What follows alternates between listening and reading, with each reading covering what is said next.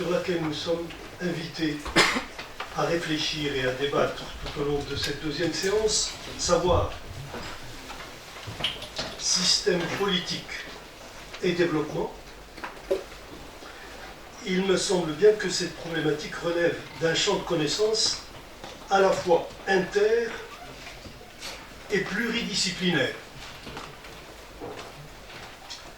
Et au risque d'être quelque peu réductionniste, je dirais volontiers que ce champ se situe à la lisière entre le propos des économistes et celui des politologues. Alors, il se trouve que, pour mon malheur, je ne suis ni l'un ni l'autre. Et je vous le dis en confidence, c'est très probablement parce que mon expertise sur le sujet est nulle que mon ami et collègue, si Tredano Msoud, très malicieusement, a tenu à me confier, qu'il en soit remercié tout de même, la responsabilité de modérer la séance de cet après-midi. Et je m'empresse d'ajouter que je crois deviner sa motivation. En effet, la longue expérience qui est la sienne en matière d'organisation de colloques, de conférences et autres, il aura très probablement tiré l'enseignement suivant, c'est que il y a une vérité qui se vérifie à tous les coups. Lorsque le sujet à exposer, pour un sujet à exposer, lorsque le modérateur est aussi qualifié que les conférenciers, qu'il a pour mission de présenter à l'auditoire, eh bien ça ne rate jamais. Le modérateur se croit tenu ou s'arroge le droit de se servir au premier. Je veux dire qu'avant de céder la parole aux orateurs, comme il se doit, il se lance en guise de, ou sous couvert de propos introductifs dans des élucubrations qui, de fil en aiguille, prennent l'allure d'une véritable conférence qui ne dit pas son nom. Alors, pour ne pas décevoir les attentes de mon ami Maurice, M. Tredano, je vais faire pieds joints sur les généralités que les modérateurs ont l'habitude de ressasser en pareilles circonstances, comme de souligner par exemple le paradoxe des miracles économiques réalisés par les régimes autocratiques ou autoritaristes, genre Espagne franquiste, qui a enfanté ou favorisé une classe moyenne, fer de lance, à terme, de la croissance qu'a connue l'Espagne ultérieurement, ou plus près de nous le miracle de Singapour, ou encore plus près de nous, géographiquement, en Tunisie, où l'on faisait naguère l'éloge du despotisme éclairé d'un certain Ben Ali, despotisme éclairé qui, je dois vous l'avouer, je ne sais pas si c'est votre sentiment, despotisme éclairé qui avait ses émules chez nous au Maroc, qui avait ses disciples, pas seulement dans les partis politiques, qui considéraient que la démocratie est trop lourde à gérer, elle est bureaucratique, et que le retard que nous avons pris est trop lourd pour que nous nous permettions le luxe ou le confort du parlementarisme. Et que donc, pour une prise de décision plus rapide, il serait bon de mettre entre parenthèses la démocratie pour un régime plus autoritaire. Donc, corrélation entre régime politique et développement économique. J'arrête là ces généralités, encore une fois pour ne pas décevoir mon ami, et je vous présente la première intervenante, Madame Ansari, Jordi Blanc Ansari. Madame Ansari est doctorante en anthropologie au Centre de recherche et de documentation sur les Amériques, Université Sorbonne Nouvelle, Paris 3, pour être précis. Alors, la recherche de Madame Ansari porte sur les représentations de la nature et la gestion environnementale en Bolivie, à travers deux pôles d'investigation, s'il vous plaît. Il ne s'agit pas d'une formulation vague, ou bien au contraire. Deux pôles d'investigation, les savoirs locaux d'une part, et d'autre part les politiques publiques. Madame Ansari s'intéresse particulièrement à l'appropriation sociale et politique du concept de vivre bien. Ce n'est pas exactement comme ça que c'est écrit, mais je crois deviner que c'est ainsi. Vivre bien. Autant dire que, au regard d'un champ de recherche à la fois aussi pointu et aussi ouvert sur l'universel, il est impossible de rester indifférent. Madame Ansari, nous vous écouterons donc, soyez-en certaine, avec un intérêt soutenu. Je vous remercie pour cette introduction. Je remercie également les organisateurs de m'avoir invité. Alors, effectivement, ma proposition... Vous m'entendez ? Effectivement, ma proposition, elle va s'orienter sur la Bolivie, donc qui est un petit peu de l'autre côté de l'océan. L'idée, c'est vraiment de questionner, de porter un regard sur les propositions alternatives que propose la Bolivie et leur proposition notamment de repenser l'État-nation. Donc, je suis effectivement doctorat en anthropologie et je travaille sur l'appropriation sociale et politique du concept vivir bien, que je vais vous expliquer par la suite. L'objectif est donc d'étudier les représentations collectives vis-à-vis de la nature et la gestion des ressources naturelles. Donc mon travail il se base sur une ethnographie à partir de 3 terrains de recherche. Le premier à la capitale administrative auprès des acteurs politiques et des universitaires, et après 2 terrains d'investigation dans les zones plutôt rurales, en Amazonie et au bord du lac Titicaca. Je profite de ce petit moment pour vous préciser, mademoiselle, madame, que vous avez un quart d'heure. J'ai oublié de vous le dire tout à l'heure parce que je suis sûr que vous en avez l'habitude. Ça va être difficile, mais on va y arriver. Donc l'objectif, il est de questionner... Ah non, j'ai pas fini. Du coup, j'utilise une méthode ethnographique comme méthode de recherche, mais également des ateliers audiovisuels que je mets en place avec les acteurs locaux, dans une dimension de méthode participative par l'image. Donc l'objectif aujourd'hui de cet exposé est de questionner les enjeux du développement en Bolivie et principalement d'étudier les problématiques socio-environnementales au prisme des défis de la politique bolivienne contemporaine. Donc ce dernier, la Bolivie en tout cas, entend justement redéfinir les catégories hégémoniques de l'État, de la nation, en vue de transiter vers une posture, des politiques décoloniales qui rompt avec le modèle de développement hégémonique. Alors la Bolivie, c'est un pays qui a longtemps été dans les mains de la coopération internationale et notamment des États-Unis. Depuis 2005, c'est plutôt l'Union européenne qui appuie le développement.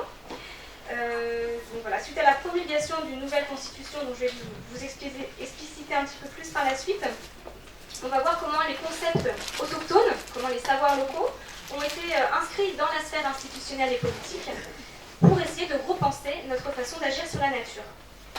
Moi, ce qui m'intéresse, c'est de savoir dans quelle mesure ce concept de vivir bien, de bien vivre, il est pensé, il est repensé, il est construit et institutionnalisé. Est-ce qu'on peut vraiment parler d'un transfert des savoirs de la sphère indigène vers la sphère institutionnelle, ou est-ce que nous ne pouvons pas parler d'une réinvention, d'une construction intellectuelle ? Donc il va s'agir d'analyser les enjeux de l'inscription de ce concept dans la Constitution de 2009, ainsi que la proclamation d'un État plurinational qui reconnaît 36 nations. Nous présenterons également les enjeux et les questions soulevées lors de l'Assemblée constituante. Donc l'idée de vous présenter aujourd'hui un retour un petit peu analytique sur la genèse de ce changement, du rôle des différents acteurs et des diverses mesures qui tendent à appliquer ce modèle alternatif, notamment dans l'éducation. Alors je n'aurai pas vraiment le temps d'approfondir là-dessus, mais je vous donnerai quelques lignes, et puis surtout dans la gestion des ressources naturelles. Donc, juste un mot sur la photo qui est présentée. C'est une fresque, c'est de l'art, une peinture murale qui est dans les rues de La Paz. C'est tout un programme artistique qui est mené par le gouvernement pour exposer les savoirs locaux, les mouvements indigénistes et surtout réécrire l'histoire dans la ville pour que ce soit accessible à tous. Donc on voit très bien la colonisation. Simón Bolívar, c'est le personnage en rouge qui est l'initiateur de l'indépendance. Comme ça. Et sur la partie extrait de la droite, on voit les mouvements syndicaux et indigénistes. Et derrière, on voit l'hypermaxi, donc c'est assez intéressant cette photo.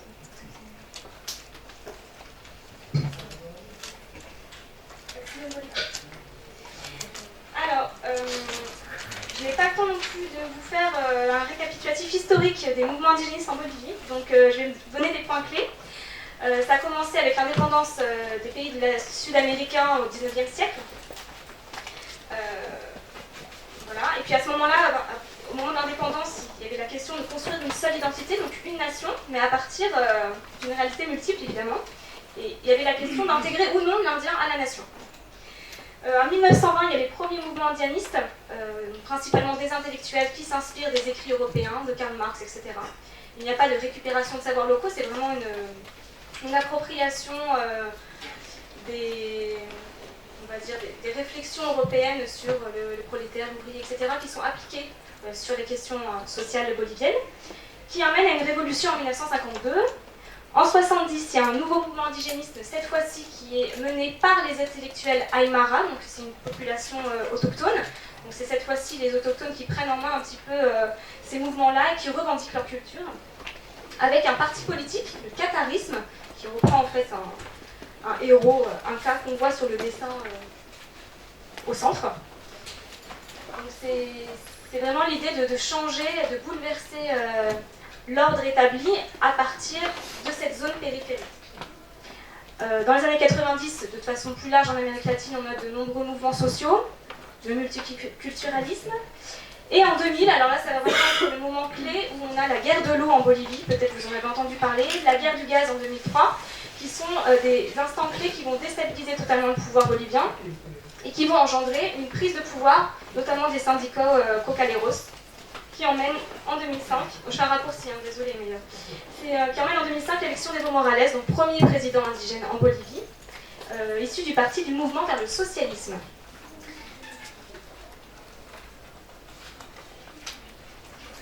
Alors, l'objectif de l'élection du MAS et donc d'Evo Morales est de refonder la Bolivie à partir d'une identité plurielle et dans une perspective décoloniale.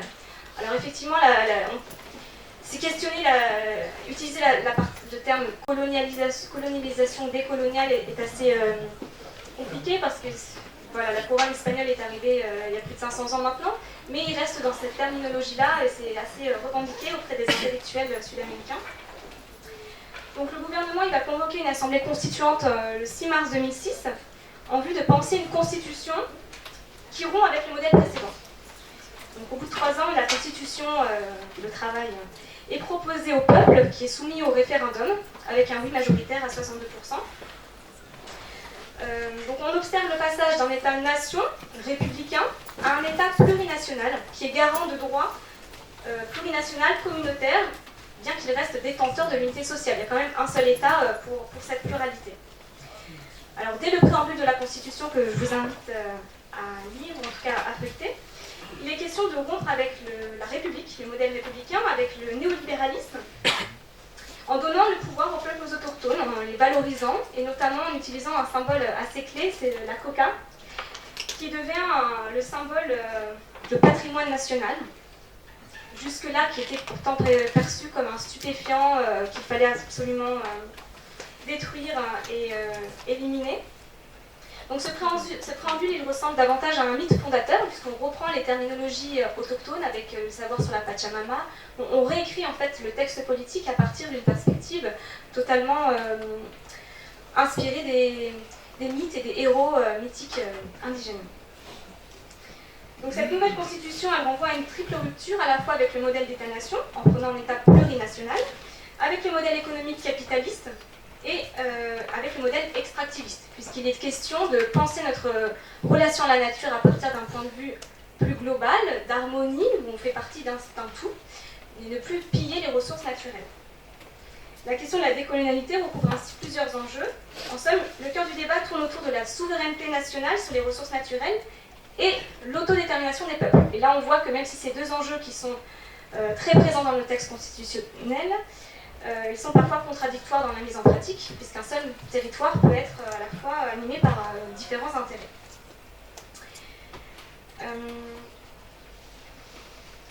Alors, je vais vous parler un petit peu de ce concept du vivre bien. Là, vous avez pareil une fresque murale qui reprend un petit peu les symboles andins, le condor, la Pachamama avec donc, une femme qui soutient la terre. Pachamama, c'est la traduction de terre-mère en fait. Donc, le vivre bien, c'est un des concepts clés qui va sillonner toute la Constitution et qui aujourd'hui est présent dans tous les programmes du gouvernement, jusque sur les affiches publicitaires. C'est un concept qui est traduit du Quichua Suma Kaosai et de l'Aymara Suma Kamania, qui exprime l'idée d'une vie en équilibre entre les humains et les non-humains. Donc, ce qu'ils entendent par non-humains, c'est à la fois les végétaux, les animaux, le cosmos, les ressources naturelles, mais aussi les esprits, les ancêtres. Donc Pacha, c'est le terme utilisé par ces populations indigènes pour désigner ces organismes vivants, avec une idée d'interconnexion et d'interdépendance les uns avec les autres. Donc, ça pourrait nous paraître une idée très spirituelle finalement émergente d'une croyance autochtone, mais qui en réalité, à partir du moment où elle rentre dans les textes législatifs, a un tout autre pouvoir. Puisque finalement la nature devient un sujet de droit et non plus un objet sur lequel on pourrait exercer une quelconque autorité ou bénéfice économique. Alors l'histoire de l'arrivée de ce concept dans la sphère politique, elle est assez vaste. Je n'aurai pas le temps malheureusement de vous en détailler un petit peu. Ce que je peux dire rapidement, c'est qu'il y a un transfert, une circulation d'idées entre les propositions que les instances internationales, notamment les Nations Unies, lors de la déclaration des droits des peuples autochtones, c'était des débats sur plusieurs années qui ont inspiré un petit peu les Boliviens qui étaient présents dans ces instances. Il y a également beaucoup de Boliviens qui sont allés étudier en Équateur, donc un pays très proche, où le débat sur le bibirbien était déjà présent dans les mouvements indigénistes. Donc ils se sont un petit peu emparés de ces questions-là et puis ils se sont dit on va puiser un petit peu dans nos propres savoirs, nos propres cultures pour voir qu'est-ce qu'on pourrait proposer nous aussi. Et puis il y a également le mouvement qathariste dont je vous ai parlé un petit peu précédemment, qui aujourd'hui se revendique l'origine de ce concept. Donc c'est des intellectuels aymara qui ont été les premiers à essayer de faire entrer ce concept dans la sphère politique. Alors, rapidement sur l'éducation, je vais dire 2-3 mots.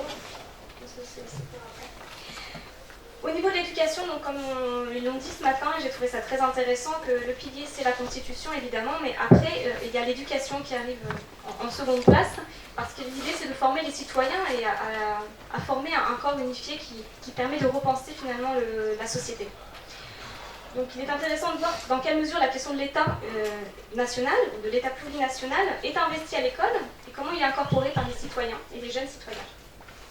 Donc l'État, par exemple, il entend repenser l'éducation à partir de 3 piliers que je vais vous citer rapidement, même si vous avez des questions après.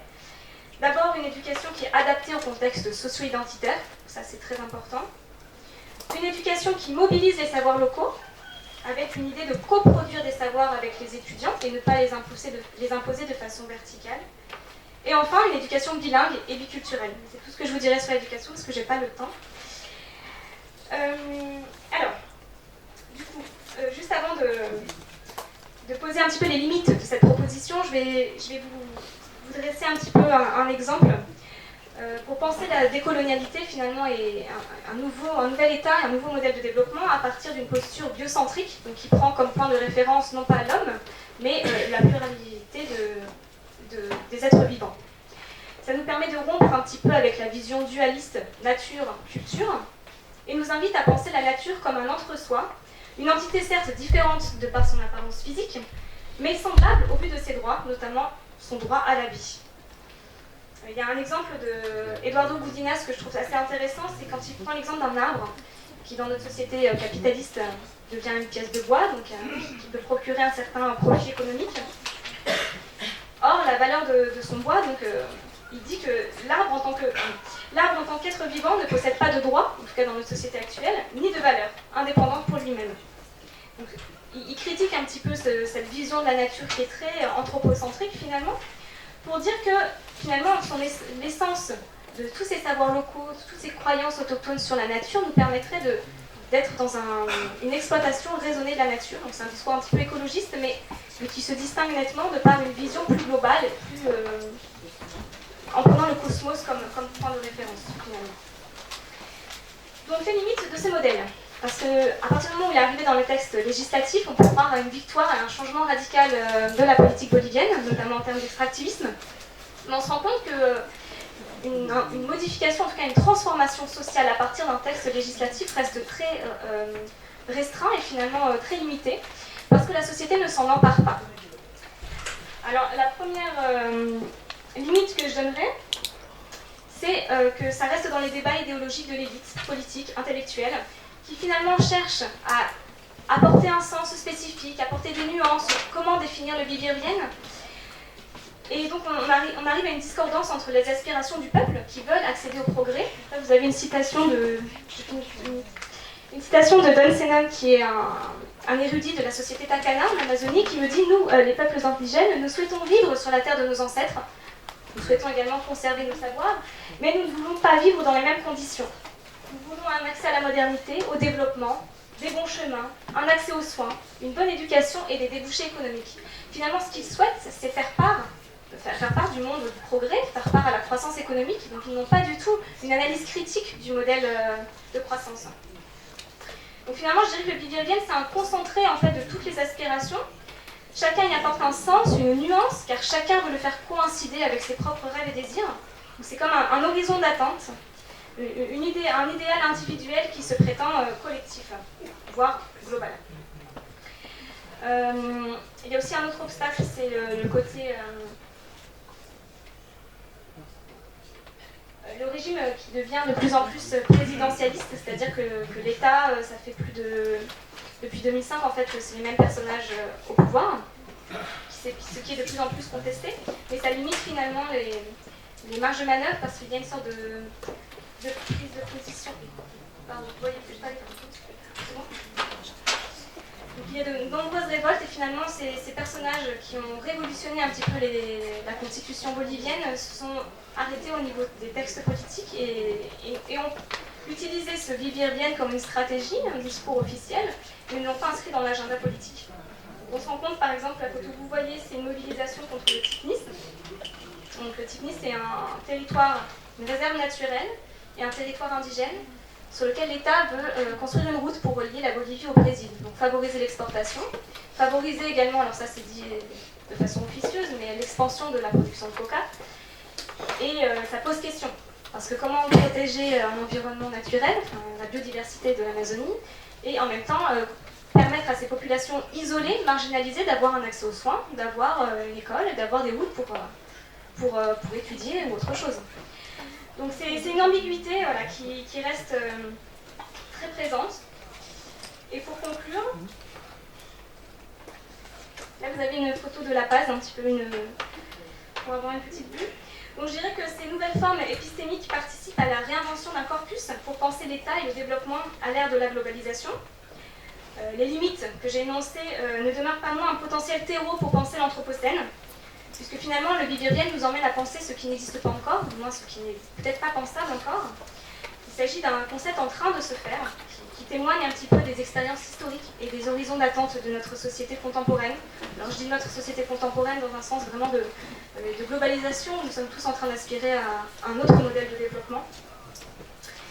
Voilà, donc je dirais que cette alternative au modèle de développement et cet État plurinational ont été le fruit d'une expérience inédite et riche sur le plan juridique et politique qui pourrait peut-être nous inspirer. Je vous remercie. Merci infiniment, madame. Exposé extrêmement riche et qui est l'illustration parfaite du fait qu'à partir du monographie de la Bolivie, on peut extrapoler à l'échelle universelle. Vraiment extraordinaire comme synthèse entre le local et l'international, et l'universel. J'ai retenu personnellement, je ne vais pas être long dans mon commentaire, si je devais faire la synthèse globale, je dirais qu'il y a eu deux remises en cause qui sont vraiment radicales, que je considère personnellement, je suis en présence d'anthropologues, que je considère personnellement comme des ruptures anthropologiques au sens où ça instaure de nouveaux paradigmes. Deux ruptures, vous avez signalé, deux remises en cause. Une remise en cause de l'État-nation, centralisateur, jacobin, et donc castrateur, culturellement. Et donc l'acheminement vers un État qui ne serait pas un État-nation, contrairement à l'évolution historique qui a eu lieu au XIXe siècle, en Europe avec l'Italie et l'Allemagne. L'unification était l'obsession. Nous avons changé d'obsession. La remise en cause donc du modèle de l'État jacobin, de l'État centralisateur, très intéressant. Si je mets à part les détails et les épisodes, c'est ce que j'ai retenu personnellement, de façon très panoramique, très cavalière. Deuxième remise en cause, également une vision anthropocentriste de la nature. Depuis Descartes en Europe, c'est le poison, puisque Descartes avait défini la mission de l'homme, d'un point de vue philosophique, comme étant celui qui va triompher de la nature. Comme si entre la nature et l'homme, il y avait une sorte de lutte ou de guerre ou de combat. Ça, c'est un paradigme qui aura changé. Je suis certain que je ne suis pas le seul à avoir été extrêmement impressionné par ces deux révolutions que vous préconisez dans votre exposé. Changement de décor. Nous passons à une autre approche dans la même thématique. Sauf que cette fois-ci, il s'agit de Shawki Lotfi, dont l'exposé porte comme titre, un titre à l'allure, je dois dire, un petit peu tranché, catégorique, mais il y aura peut-être des nuances au fur et à mesure du déroulement de l'exposé. Makhzen et développement, deux points, l'équation impossible. Alors là, il me semble qu'il commence par la fin. À moins que ce ne soit qu'un titre provocateur, ce que personnellement je considère comme tel, puisque quand on a le sens des nuances, on ne peut pas ne pas provoquer seulement, et pas du tout trancher dès le départ de façon catégorique. Je me trompe peut-être, il me dira ce qu'il en est. Alors si votre Shawki, je vous le présente.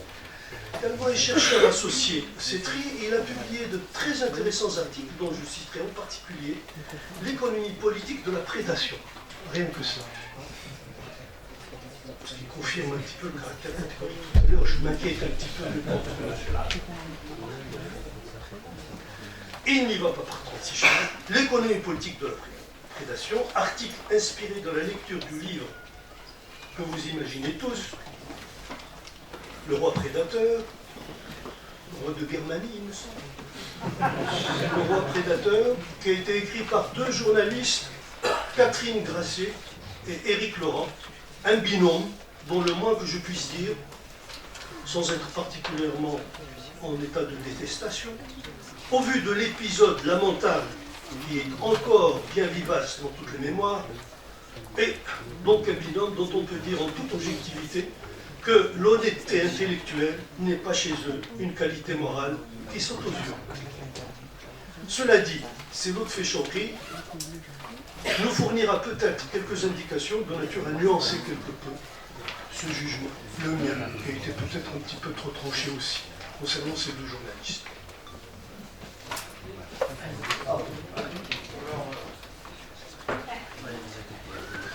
L'économie politique de prédation, ça n'a rien à voir avec la prédation. Ça n'a pas été du tout à partir de là où j'ai construit, c'est plus à partir d'une autre lecture. Mais bon, mais par contre, je ne serais pas nuancé.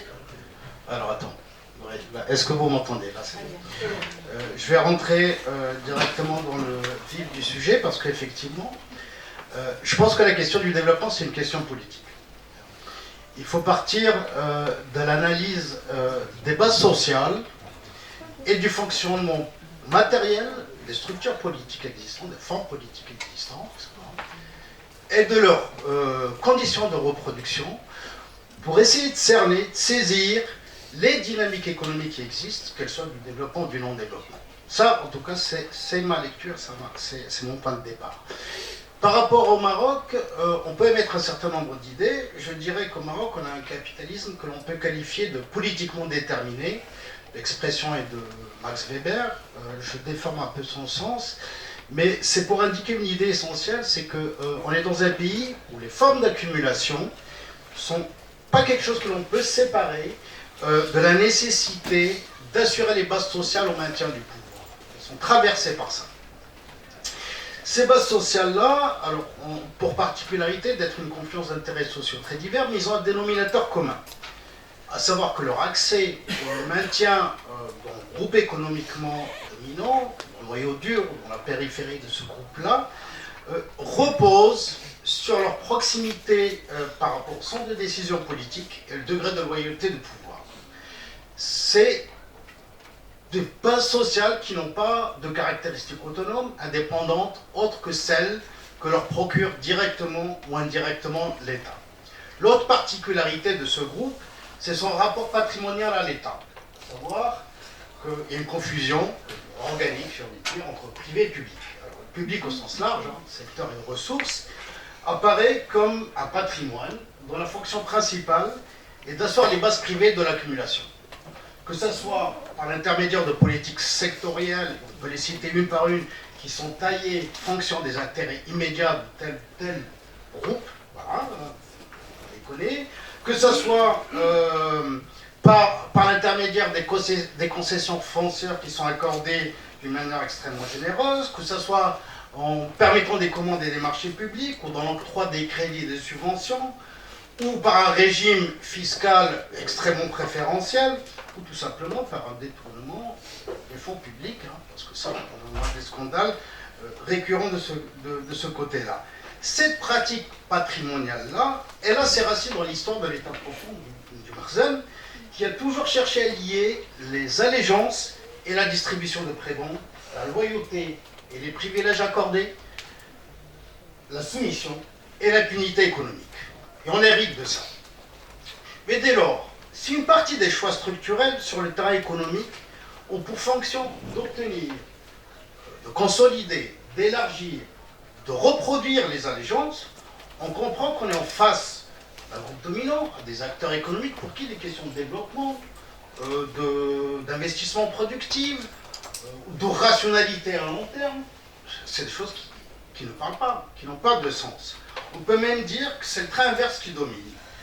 L'économie de rente, qui est le propre de ce capitalisme patrimonial oligarchique, voilà, hein, et ça je pense que c'est extrêmement important, il faut le comprendre, c'est autant un fonctionnement économique qu'un moyen de gouverner.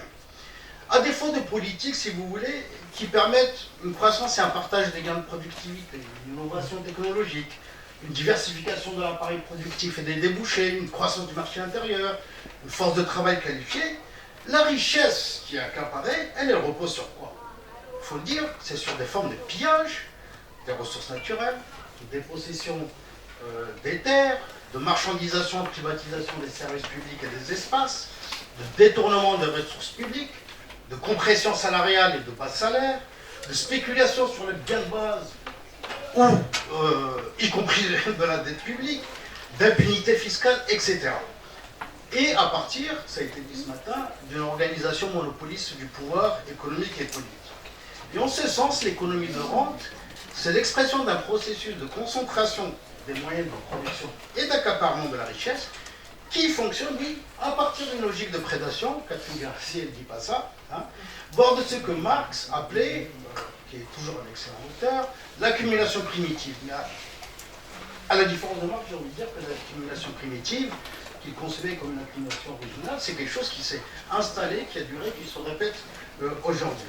Et elle lie l'économie de rente, l'exigence de la constitution, si vous voulez, d'appuis sociaux et de leur reproduction, à celle des formes dominantes d'accaparement de richesse et de leur concentration. C'est donc un peu, si vous voulez, à la croisée d'une fonction d'accumulation et d'une fonction de légitimation.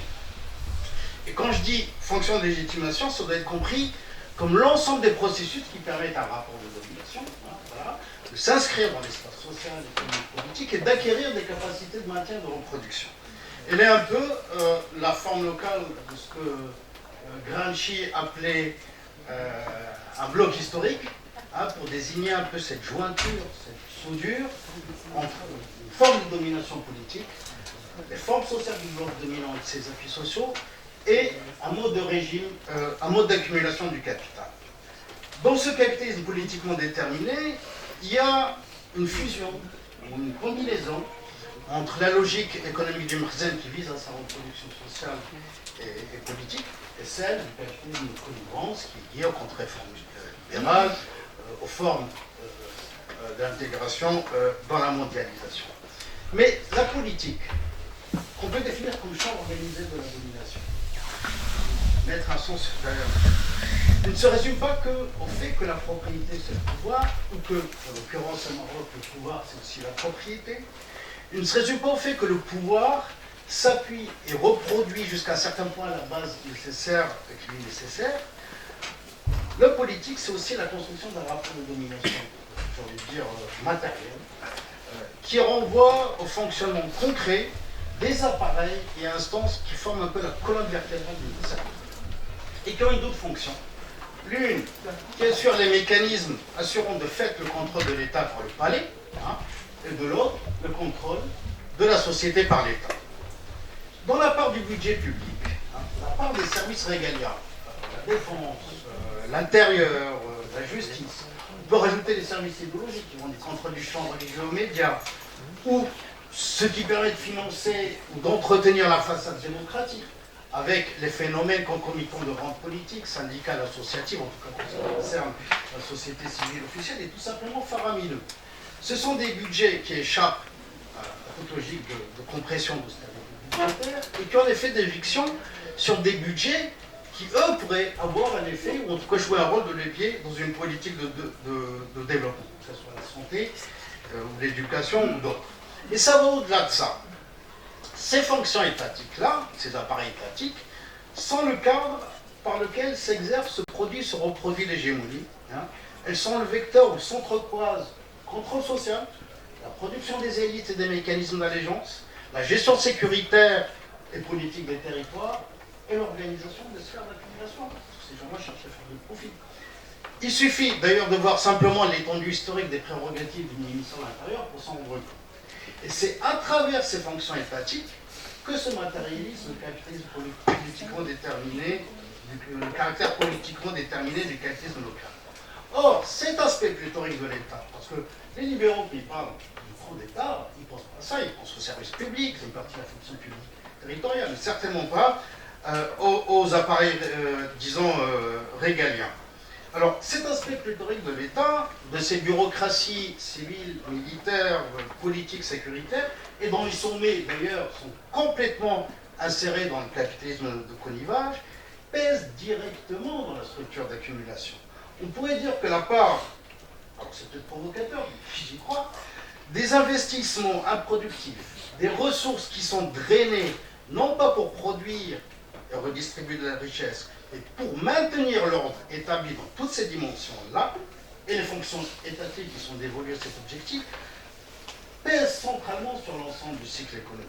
Il y a une déconnexion extrêmement importante entre, si vous voulez, les richesses produites et accaparées et les investissements productifs qui abissent. Ok, il faut ajouter la part des profits qui sont rapatriés par les multinationales, les filiales des multinationales, vis-à-vis d'autres filiales de la maison mère, ou le remboursement de la dette, qui est une forme de rente de domination impériale ou un impôt néocolonial. Et tous ces éléments-là font qu'on peut caractériser ou situer ce régime d'accumulation comme celui d'une forme de cannibalisme économique parasitaire, par raison de la richesse et improductif. Ce modèle de développement, qui a permis à l'oligarchie d'accroître son pouvoir économique, politique et social sur la société est en crise. Pour une série de raisons que je n'ai pas le temps de développer, je dirais très rapidement que le coût économique et financier pour entretenir ce fonctionnement d'ensemble nécessite des formes d'extraction du surplus, un niveau élevé d'endettement public, un niveau incompressible des dépenses improductives, mais qui ne sont pas non plus extensibles à l'infini, pas sans effet bombrun. Si vous permettez cette image-là, la vache à lait, elle s'épuise, voilà. Mais non seulement elle s'épuise parce qu'il y en a beaucoup, mais ils sont en train aussi de détruire le champ où elle est supposée se nourrir. Bon.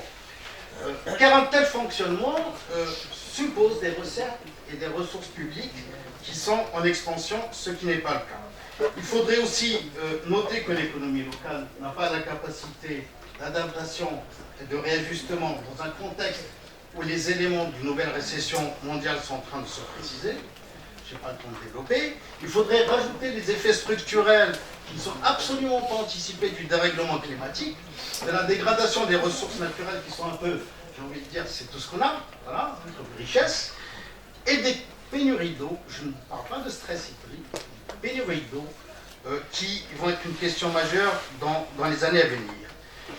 Si on devait chercher une contradiction fondamentale de ce modèle de développement, on dirait qu'il y a une opposition de plus en plus forte entre les droits et les besoins fondamentaux des majorités sociales, voilà, et ce que j'ai esquissé comme régime d'accumulation de reproduction du capital, et que cette contradiction-là, elle traverse aujourd'hui l'ensemble des espaces sociaux territoriaux, maroquinos-utiles, la sphère de la production, la sphère de la reproduction, etc.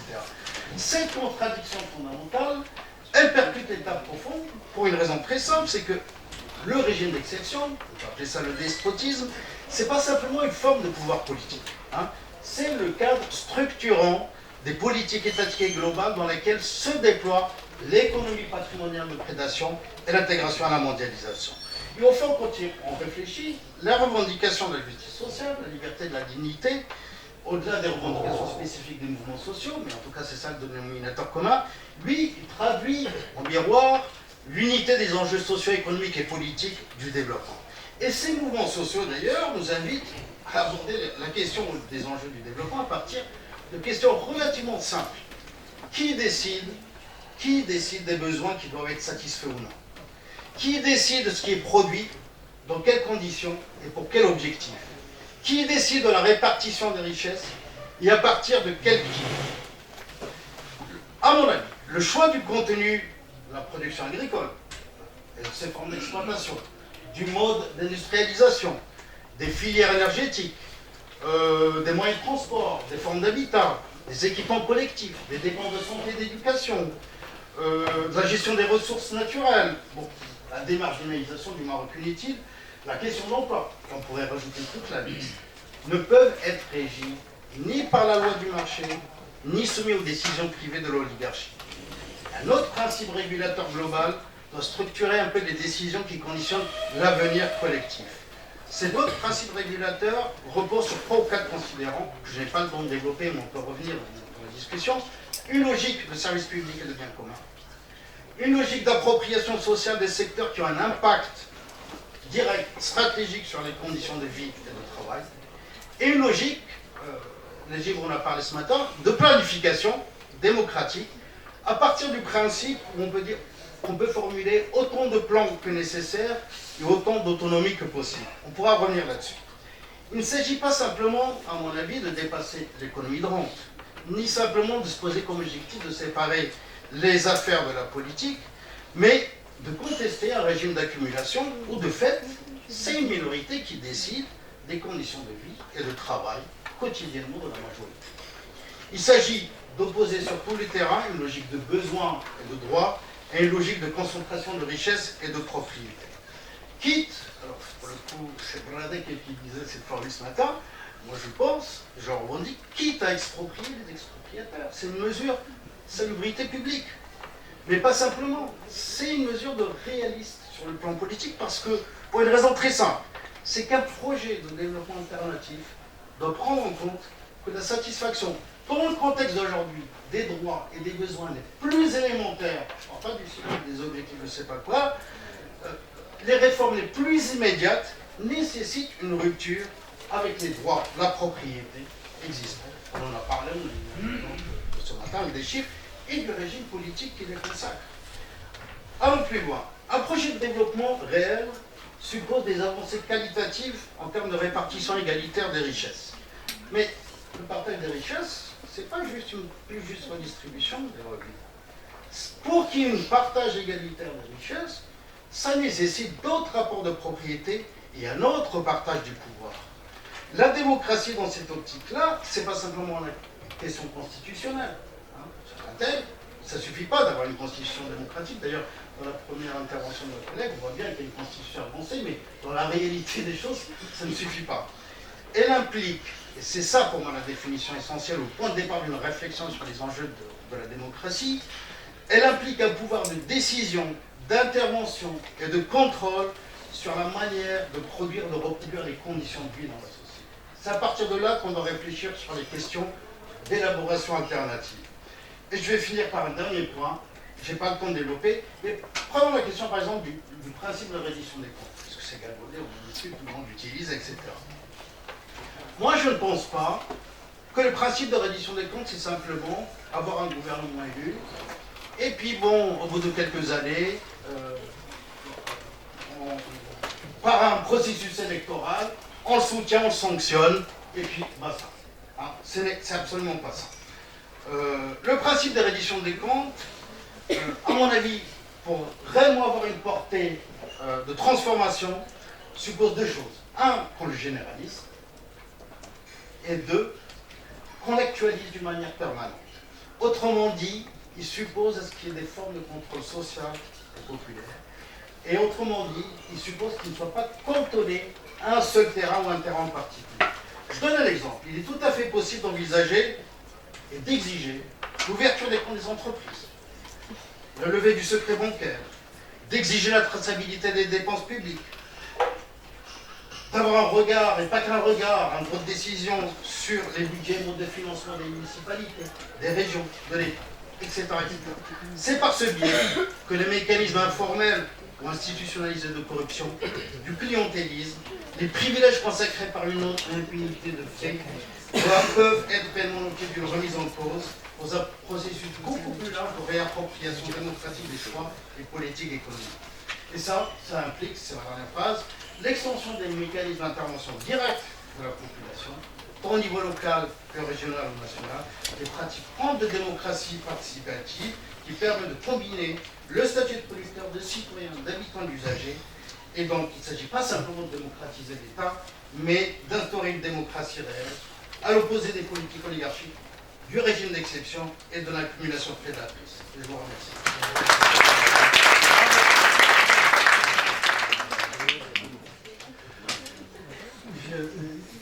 Un exposé très brillant, bien évidemment, fait avec beaucoup de conviction. Toujours tellement de conviction que j'ai eu du mal en tant que modérateur. Il est malheureux d'être modérateur quand on a affaire à un exposé aussi brillant. C'est la réalité. Parce que j'étais pris entre le besoin de modérer et donc d'arrêter, de limiter, le besoin d'écouter des choses qui sont très intéressantes. À un moment, il m'a rappelé le regretté Driss Ben Ali, qui avait l'habitude de dire que chez nous, ce n'est pas la compétence, c'est l'allégeance. Il avait souvent tendance à résumer la situation par cette petite formule. Il disait le jour où la compétence se substituera à l'allégeance, on aura fait un pas vers la démocratie réelle. Alors l'exposé auquel nous voulons assister, plutôt le réquisitoire, parce qu'il ne faut pas se tromper, il s'agit d'une analyse du Mrzen dont le moins qu'on puisse dire est qu'elle n'a pas été très tendre. Ce n'est pas la tendresse qui a été le trait dominant de cette analyse du Mrzen, bien au contraire. Et c'est ça qui fonde absolument, non, mais je fais exprès. Vous savez, quand on fait de l'animation, on est obligé de tricher avec ses propres convictions. Alors j'espère que dans la salle, il y aura suffisamment... Tu sais, ne pas être tendre.